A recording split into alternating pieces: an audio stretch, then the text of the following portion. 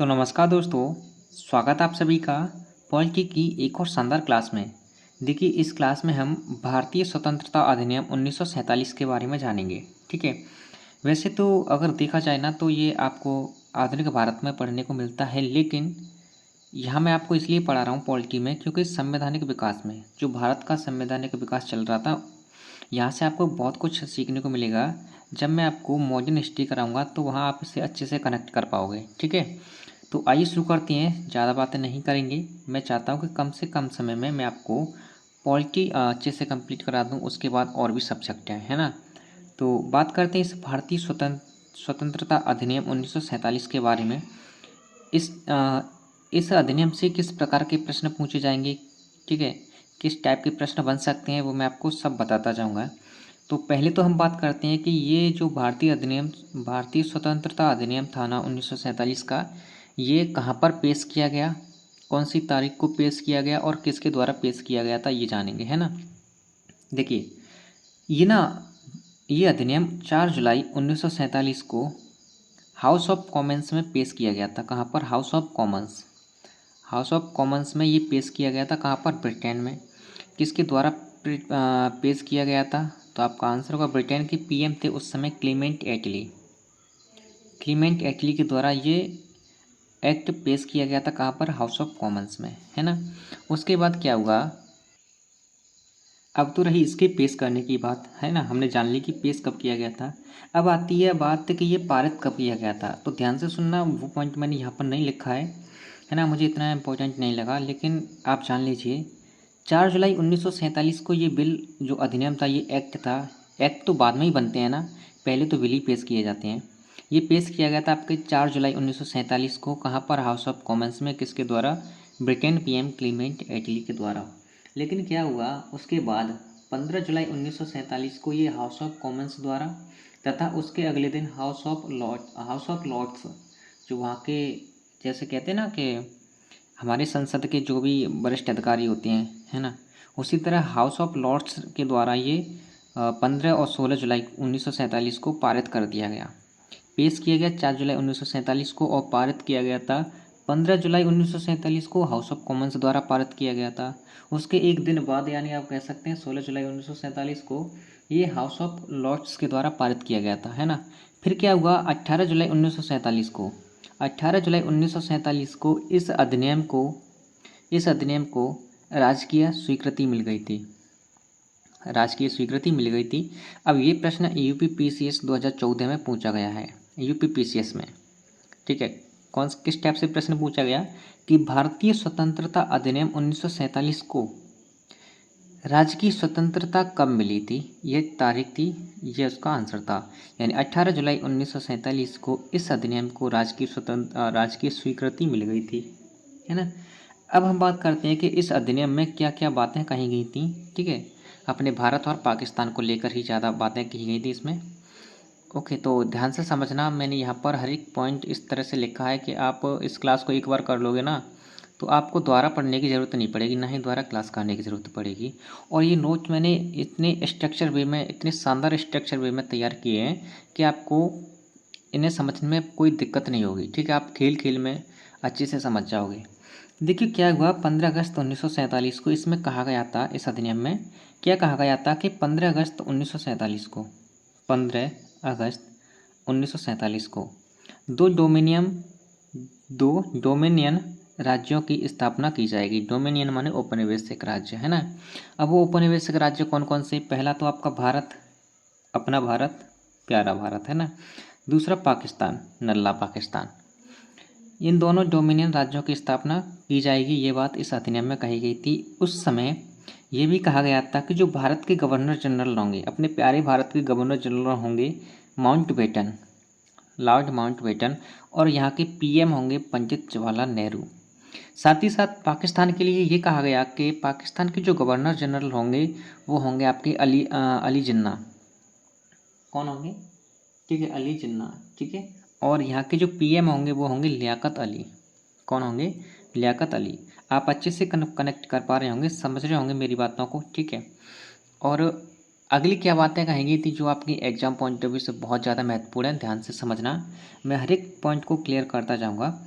इसमें कहा गया था कि देसी रियासतों को, भारत जो देसी रियासत थी ना, अब मुझे ये बताओ कि ऐसी कौन सी एकमात्र देसी रियासत थी जिसके सदस्यों ने संविधान सभा में हिस्सा नहीं लिया था।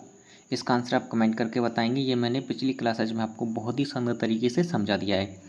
देखो, देसी रियासतों को ये कहा गया था कि इन्हें छूट दी जाएगी, ये चाहे तो पाकिस्तान का हिस्सा बन सकती हैं या फिर भारत का हिस्सा बन सकती हैं, है ना। अब एक सीक्वेंस में पढ़ लो। देसी रियासतों को भारत या पाक में किसी भी अधिराज्य में शामिल होने की छूट दी गई। अब ये छूट, आप मैथ पढ़ने होंगे तो डिस्काउंट मत समझना कि डिस्काउंट दिया गया। डिस्काउंट सिर्फ एमआरपी पर दिया जाता है। ये तो इन्हें छूट दी गई थी, ठीक है, कि आप कहीं भी शामिल हो सकते हैं। चाहे आप भारत में शामिल होना चाहे तो भारत में हो सकते हैं, या फिर पाकिस्तान में होना चाहे तो पाकिस्तान में हो सकते हैं, है ना। आप पर कोई दबाव नहीं दिया जाएगा कि नहीं आप भारत में ही हो या पाकिस्तान में, ठीक है, ये आपकी मर्ज़ी है। उसके बाद ब्रिटिश क्राउन में जो ब्रिटिश क्राउन का शासन था ना, प्रभुत्वता थी देसी रियासतों पर, वो समाप्त कर दी गई। यानी ध्यान से पढ़ो इसे, ब्रिटिश क्राउन का देसी रियासतों से, जो देसी रियासत हुआ करती थी उनसे इनका प्रभुत्व समाप्त कर दिया गया। जो इनकी सत्ता थी ब्रिटिश क्राउन की देसी रियासतों पर, वो समाप्त कर दी गई। किसके तहत, ये प्रश्न पूछा जाए कि ब्रिटिश क्राउन की सत्ता या प्रभुत्व देसी रियासतों से किस अधिनियम के तहत समाप्त किया गया, तो आपका आंसर क्या होगा, भारतीय स्वतंत्रता अधिनियम। भारतीय स्वतंत्रता अधिनियम 1947 के द्वारा, ठीक है। और साथ ही साथ क्या किया गया, एक और भी पद का समाप्त किया गया। भारतीय मंत्री पद का भी समाप्त कर दिया गया। जो भारतीय मंत्री का पद होता था ना, उसे भी समाप्त कर दिया गया इस 1947 के एक्ट के द्वारा, ठीक है। नेक्स्ट एक इम्पोर्टेंट बात है, थोड़ा ध्यान से समझने की कोशिश करना। आपने सुना होगा रेड क्लिफ लाइन के बारे में, जो भारत और पाकिस्तान के मध्य है ना। क्या किया गया कि जो दोनों राज्य बनाए गए थे ना, दोनों अधिराज्य कौन कौन से, भारत और पाक, इन दोनों अधिराज्यों की सीमा निर्धारण करने के लिए,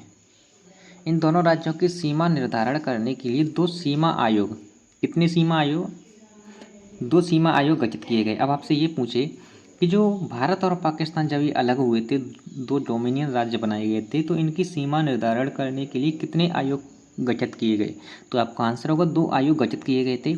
और ये आयोग कौन कौन से आयोग थे, पहला तो आपका पंजाब सीमा आयोग था, दूसरा आपका बंगाल सीमा आयोग था, है ना। पहला पंजाब सीमा आयोग, दूसरा आपका बंगाल सीमा आयोग, ठीक है। उसके बाद अब तीसरा प्रश्न आपसे ये पूछेगा कि ये जो आयोग बनाए गए थे, है ना, ये जो आयोग बनाए गए थे, तीसरा प्रश्न आपसे ये पूछेगा ये जो आयोग बनाए गए थे, इन आयोगों का हेड कौन था, यानी अध्यक्ष कौन था, तो आपका आंसर होगा सर रेडक्लिफ, ठीक है। कौन था अध्यक्ष, रेडक्लिफ। इसीलिए तो इन रेडक्लिफ के नाम पर ही, जो अध्यक्ष थे ना रेडक्लिफ, इन्हीं के नाम पर जो भारत और पाकिस्तान के मध्य जो रेखा है रेडक्लिफ, इन्हीं के नाम पर वो रेखा पड़ी थी, ठीक है। सीमा निर्धारक रेखा कहा जाता है उसे। अब एक और बार ध्यान से समझ लो इसे, दोनों अधिराज्यों के बीच बीच सीमा निर्धारण करने के लिए कितने आयोग गठित किए गए थे, तो आपका आंसर होगा 2 सीमा आयोग, पहला पंजाब सीमा आयोग, दूसरा बंगाल सीमा आयोग। और इन दोनों सीमा आयोगों के अध्यक्ष थे सर रेडक्लिफ, ओके। अब एक दो पॉइंट और जान लीजिए इस अधिनियम के बारे में, उसके बारे में, है ना। इसके बाद आपको कुछ और पढ़ने की जरूरत नहीं पड़ेगी 1947 के अधिनियम के बारे में। देखिए क्या हुआ इन दोनों राष्ट्रों के बीच, इसमें कहा गया ये दोनों अधिराज्य जो बनाए गए थे ना, दोनों राष्ट्र अपनी संविधान सभा में, किसमें, अपनी संविधान सभा में, यानी दोनों के लिए अलग अलग संविधान सभा हो गई। इससे तो आप ही समझोगे ना, दोनों के अलग अलग संविधान सभा हो गई, यानी ये दोनों राज्य अपनी संविधान सभा में अपने लिए 2 बार लिख गया ये, अपने लिए संविधान का निर्माण कर सकेंगे। यानी अपनी अपनी संविधान सभाओं में अपने लिए अलग अलग संविधान का निर्माण कर सकेंगे, तथा उन्हें कॉमनवेल्थ यानी राष्ट्रमंडल से अलग होने का भी अधिकार दिया जाएगा, ठीक है। अब आपसे ये बात कही जाए कि जो भारत और पाकिस्तान का विभाजन हुआ था, इन्हें किस अधिनियम के तहत कॉमनवेल्थ यानी राष्ट्रीय मंडल से अलग होने का अधिकार दिया गया, तो आपका आंसर होगा 1947 के अधिनियम के द्वारा, ठीक है। उसके बाद क्या हुआ, यहाँ पर ये सब तो आपको पता होगा, ये दोनों पॉइंट आपको पता होगा और पता होने भी चाहिए।